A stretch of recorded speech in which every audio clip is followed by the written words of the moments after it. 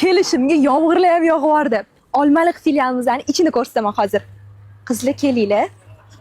Olmaliq filialimiz juda ham katta bo'lyapti. Bizda endi ertaga ochilishga tayyorgarchilik ketyapti. Endi vitrinalar qilishyapti. Sizlar uchun Toshkentda yo'q tovarlarni ham olib kelamiz, xudo xolasa. Bu yoqdan kelganinglarda, bu yoqda qaranglar, obuv taxlanyapti o'sha.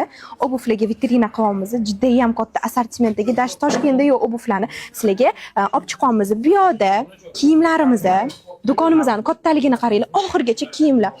Ro'molli ayol qizlarimiz uchun, ro'molsiz ayol qizlarimiz uchun hamma narsani topasizlar. Ozgina kiyimlarni ko'rsatib ketaman. Даже bu tovarlardan Toshkentga ham kelmagan qizlar. Birinchi bo'lib mana yangi filialimizga bahoriga yangi kolleksiyalarimizdan shunaqa chiroyli qilib taxlab chiqardik.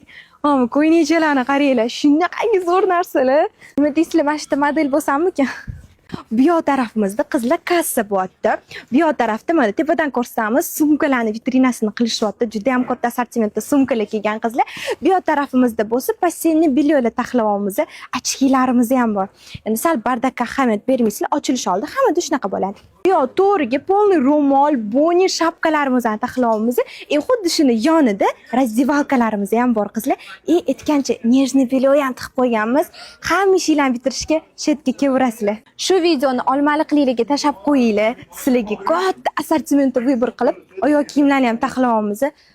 O'zi ham eng zo'r filiallarimizdan bittasi mana shu Olmaliq bo'lyapti, ishoninglar. Bu yoqda ham shimli yubkalar taxlanyapti qizlar. Vыборdan, narxdan, razmerdan umuman xotiramanglar. Toshkentda yo'q tovarlarimiz ham darja kelyapti.